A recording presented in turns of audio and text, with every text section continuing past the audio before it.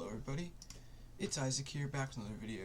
Today's video is just going to be more of like a talking video than an action video, but I thought I would list out several things that can really affect your typing speed without you really noticing what they are. I've done a lot of research in terms of like personal experience and experiments over this, but this is like a list of what I could find that affected my typing performance, typically either negatively or positively. And I guess we're just going to get right into it.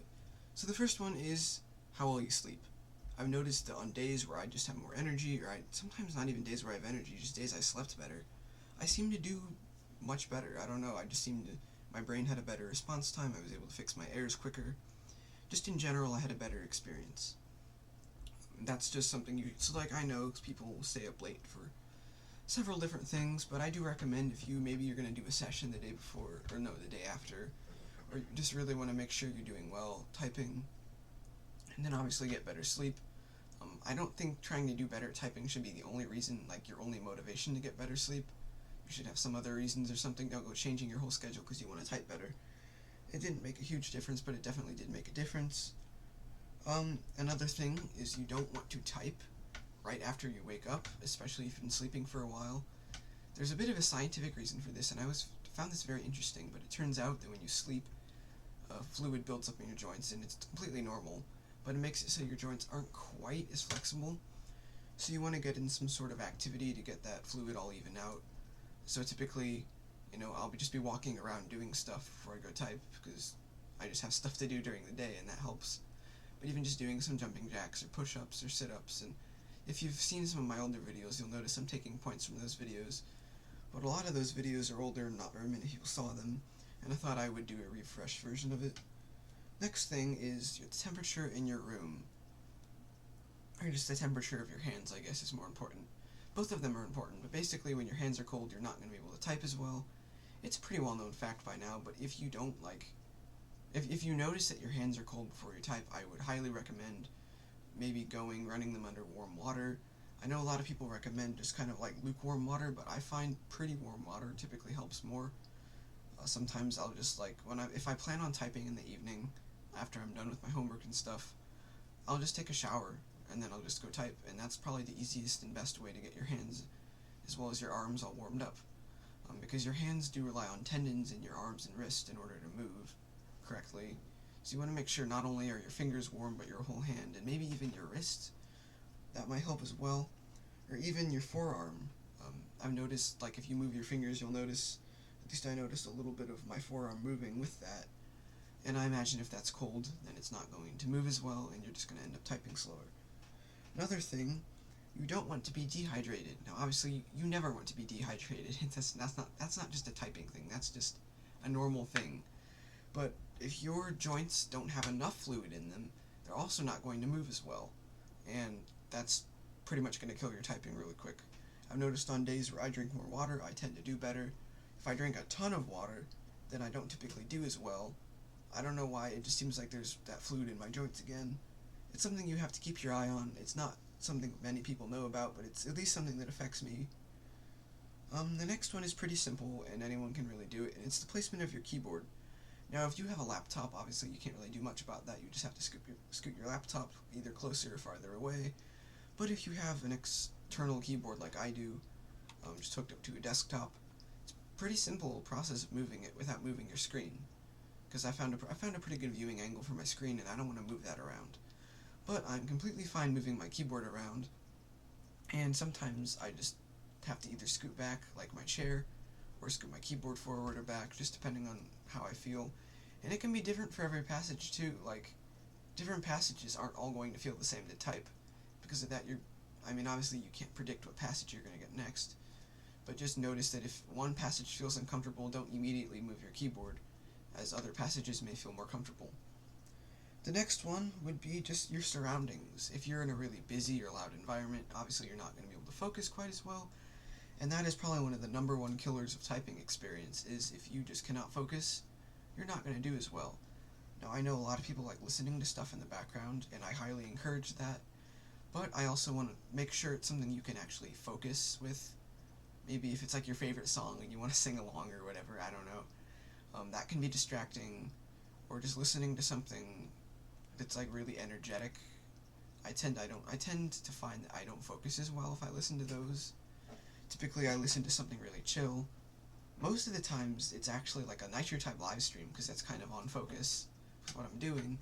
Typically by either Nate or Ace Typer, because those two are pretty chill. I used to listen to Penguin's live streams, but I found that those were really hype, and sometimes I couldn't focus. Typically I could, but there were times where I couldn't, or I'd be in the middle of a good race, and then Penguin would, like, yell or make a loud noise, and, I typically like that when I watch his streams, because, it keeps us entertained, but at the same time, it's not great to listen to when you're typing. The last one is a pretty simple one as well. It's a two-part thing. The first one is screen size. You can't really change that unless you want to get an external monitor. I have a 27-inch monitor, so it's plenty big. I do plan on eventually, when I get a nicer computer, I'll probably get a higher refresh rate monitor too. And I want it maybe a little smaller, because I don't really need 27-inch monitor. It's really big. I know that they make bigger monitors than 27 inches that probably seem huge compared to this, but I would probably be fine with a 24-inch. Now, obviously, if you have a laptop, it's probably going to be either 13-inch display, 14-inch display, or 15.6-inch display. Sometimes you'll get a 17-inch display, and that's measured from corner to corner. So instead of measuring it like this way, like from this side of the screen to the other, it's measured from this corner all the way up to that corner.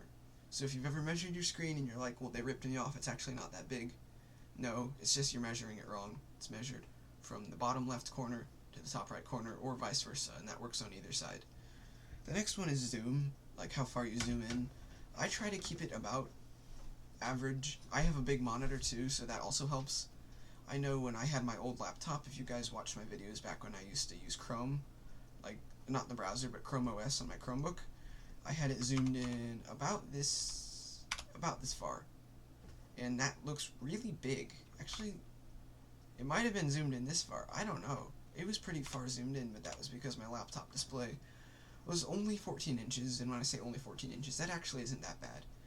But it definitely helped having a bigger screen. I was able to read the letters far easier, and I do recommend using, at least in my experience, I find that using multi-line helps me, because I can see what's going to be, like, coming up next in the race. I know if there's a big word that I need to save my nitro for, I can save my nitro for it. I don't have to worry about, like, using a nitro on a wrong word and then finding another word in the text that I just can't type in.